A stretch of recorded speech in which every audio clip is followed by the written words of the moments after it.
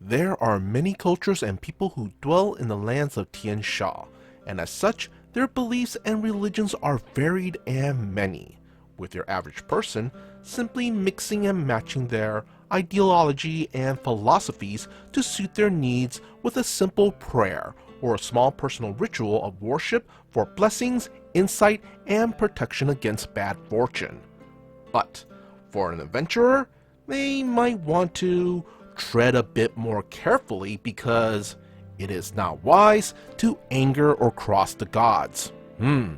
That's just common sense. Or at least a will save.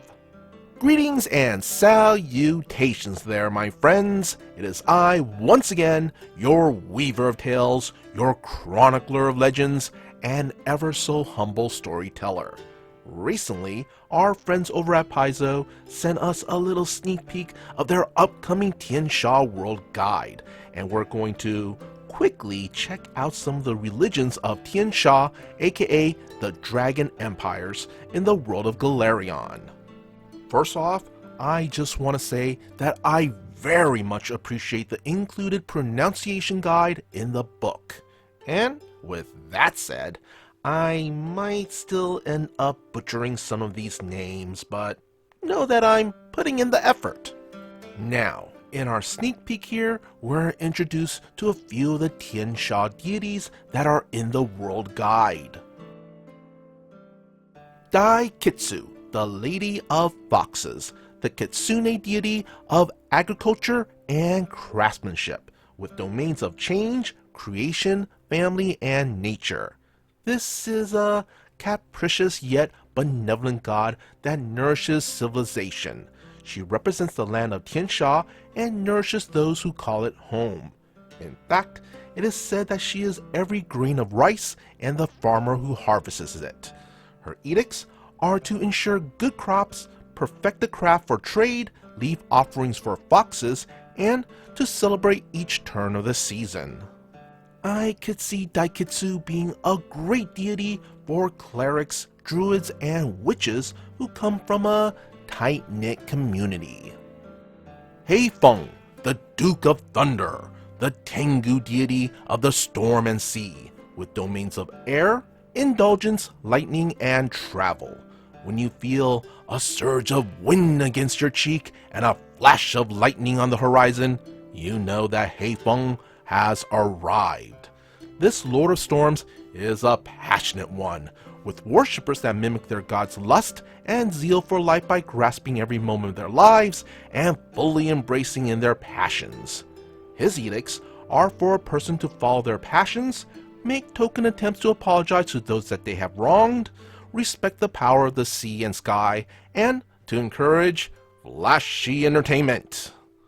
For Heiyong, he would perhaps make a good deity for that brash and thrill-seeking bard, magus, or swashbuckler.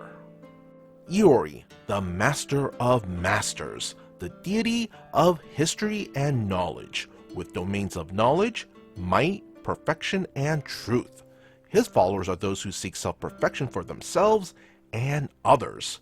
There are many who follow the teachings of this god throughout the realms of Galarion, with lifestyles that may include pacifism, vegetarianism, meditation, prayer, and dedication to learning.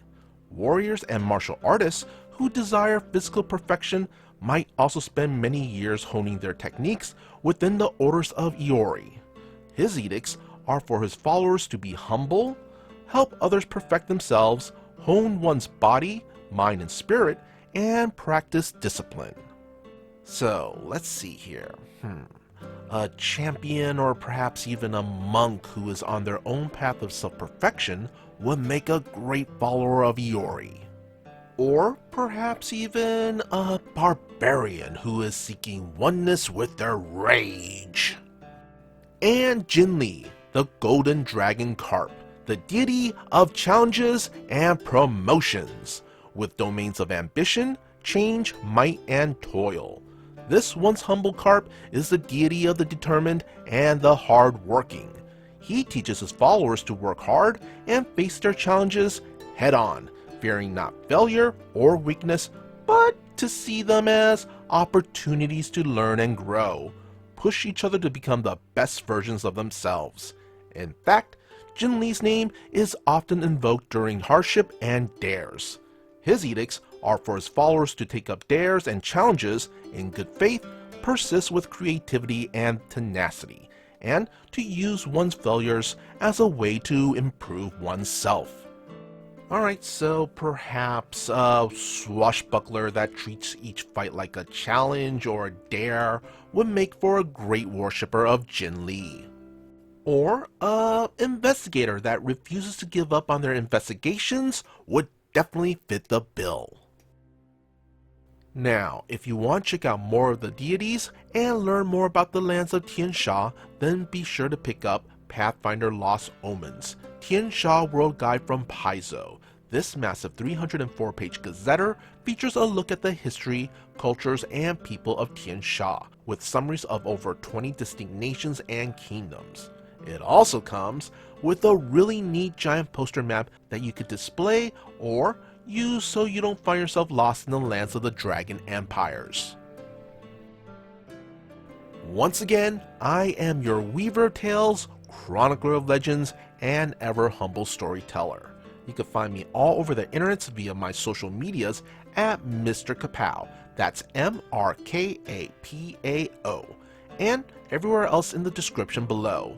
So, be sure to hit that like and subscribe, it really helps the channel, and as always, be good, be great, be awesome!